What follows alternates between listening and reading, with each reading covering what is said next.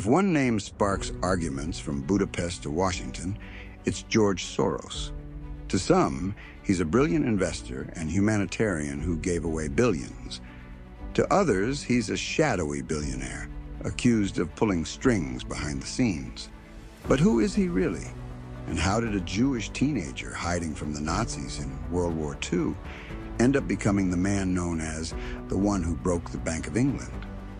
Today, we're unpacking Soros's life story, legendary trades, philanthropy, and the myths that have made him one of the most controversial figures of our time. Stay with me, because this story twists from survival to Wall Street to politics, and nothing about it is simple. George Soros was born in Budapest, Hungary in 1930, into a Jewish family. During World War II, as Nazi Germany occupied Hungary, his father, Tivadar, secured false papers and arranged for George to live under a Christian name identity with a government official. Soros later described himself as a spectator during property confiscations, something critics have twisted into claims of collaboration. But historians and fact-checkers emphasize he was a 14-year-old child in hiding, not a Nazi collaborator. That myth refuses to die, but the record matters. After the war, Soros left for England in 1947, studying at the London School of Economics under philosopher Karl Popper. In 1956, he emigrated to New York and began working on Wall Street, cutting his teeth as an analyst of European securities. Here's where the legend begins.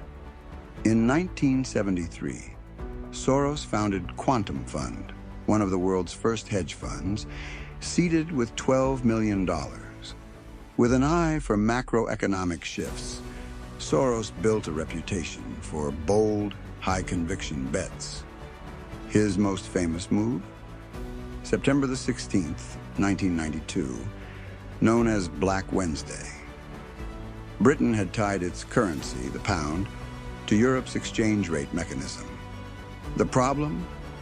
Britain's economy was weak while Germany's was booming.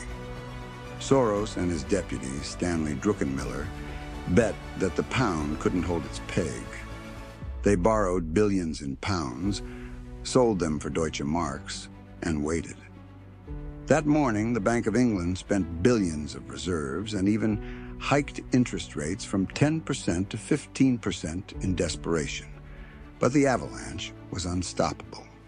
By day's end, Britain pulled out of the ERM, the pound collapsed, and Soros's fund made over $1 billion in profit in a single day. The headlines called him the man who broke the Bank of England. But even legends lose. Fast forward to 2016. Expecting Donald Trump's surprise election to tank the markets, Soros turned bearish. Instead, Wall Street rallied, corporate optimism surged, and the S&P 500 gained over 6% in just 3 months. Soros' positions lost nearly $1 billion before he unwound them. Ironically, his old partner Druckenmiller bet the other way and made over 10% that year. Billionaires win, and sometimes they bleed. Beyond trading, Soros became just as famous, or infamous, for his philanthropy. Through Open Society foundations, he has donated more than $32 billion to causes ranging from free press to education to criminal justice reform. In 2020 alone, OSF pledged $220 million to Black-led organizations after George Floyd, an announcement that fueled praise from the left and outrage from critics. Supporters call him one of the world's greatest philanthropists. Critics say he buys influence and destabilizes governments. Both views draw from real actions, but spin them in opposite directions. And that's the tension.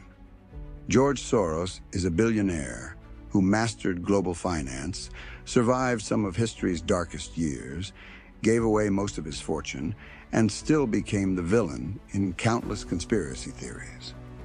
The truth? He's powerful, flawed, and human. Brilliant in some calls, wrong in others, but never irrelevant. So here's my question for you. Do you think Soros is a visionary philanthropist or a manipulator with too much power? Drop your thoughts in the comments. I want to hear your perspective. And if you found this breakdown useful, hit like, tap subscribe, and ring that bell.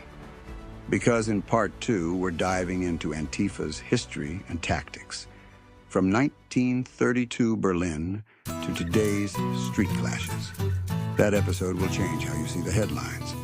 Stay tuned.